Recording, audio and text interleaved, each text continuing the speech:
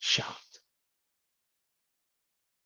Anyhow, so that's how you rightly divide the word of truth.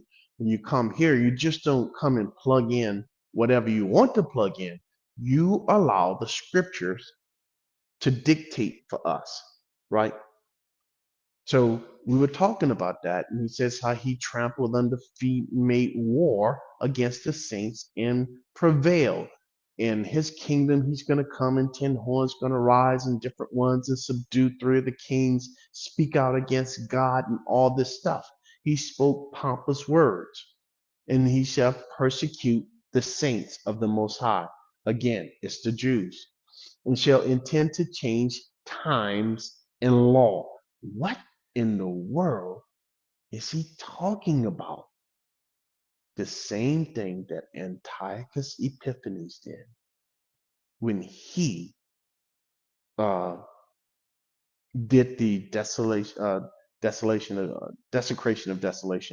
in the Old Testament. The exact same thing. Yes, he tried to change the times of the festivals by introducing pagan deities into the kingdom and getting them to worship the pagans versus worshiping the one true God and celebrating on the days that God gave to Israel. That's the times. He's talking about the feast of God, friends. That's all he's talking about. Then the law. What law? What law you think he's talking about? They had to do the sacrifices. The law, okay, let me write it out so that you can clearly see what he's talking about. He's going to change the times. Times he's talking about are the festivals. The festivals did what? They pointed to Christ and God's reconciliation plan. The festivals are a complete story of Jesus Christ and the ages that are to come. The law here is a reference to how people get saved. It's the sacrifices that he's talking about. What is the first thing the Antichrist do? The Bible says when he finally unveiled himself or revealed himself, he does something. What does he do? He stopped the sacrifices. Why? Because the sacrifice is given to another God. And he went around claiming that he is God. So that's what this is talking about. I don't know what people come up with these wild ideas about he's gonna try to change the calendar year. Well, what good is that? If the Jews are going to go by their own calendar and still keep the festivals anyway.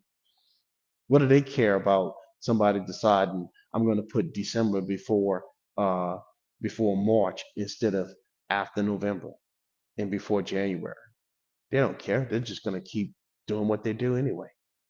So no, he's got to stop the festivals, friends, and he has to stop the sacrifices. All right. So he talks about all this stuff. Now let's go back. All right, to the board. So that's what he's talking about there. He's not going to have any regard for the God of the fathers. We talked about that, the desire of women, which is false religion, nor regard for any God. Now, notice, okay, he defied God here. Who is this other? Well, any God, where this any God is associated with women.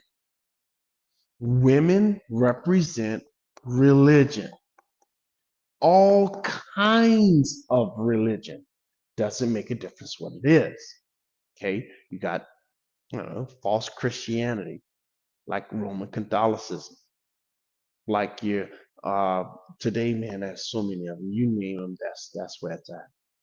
All right, and then you have your atheists and your Hindus and your Muslims and all this other stuff, right?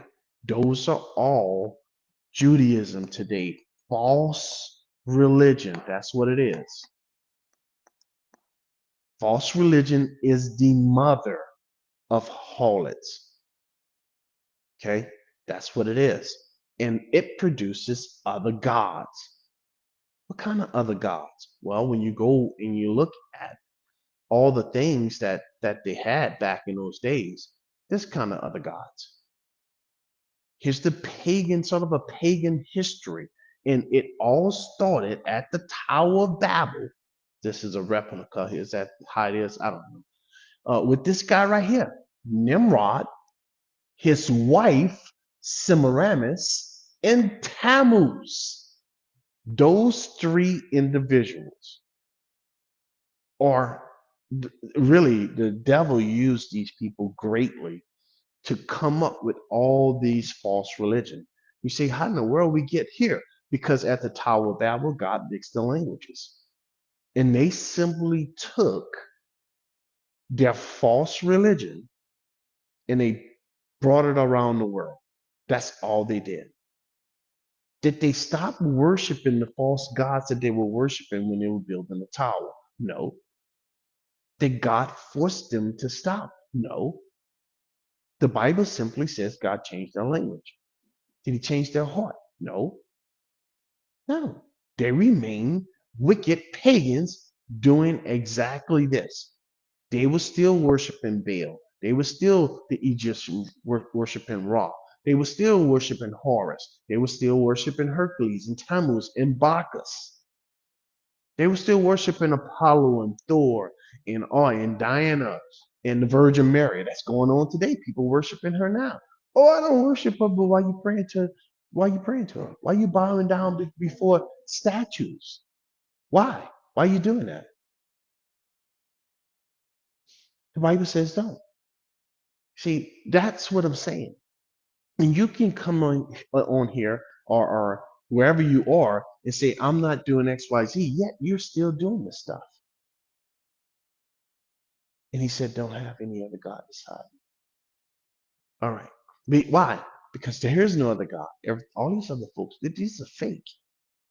None of these things exist. None of these so-called gods, they're fiction. Total fiction made up by man. All right.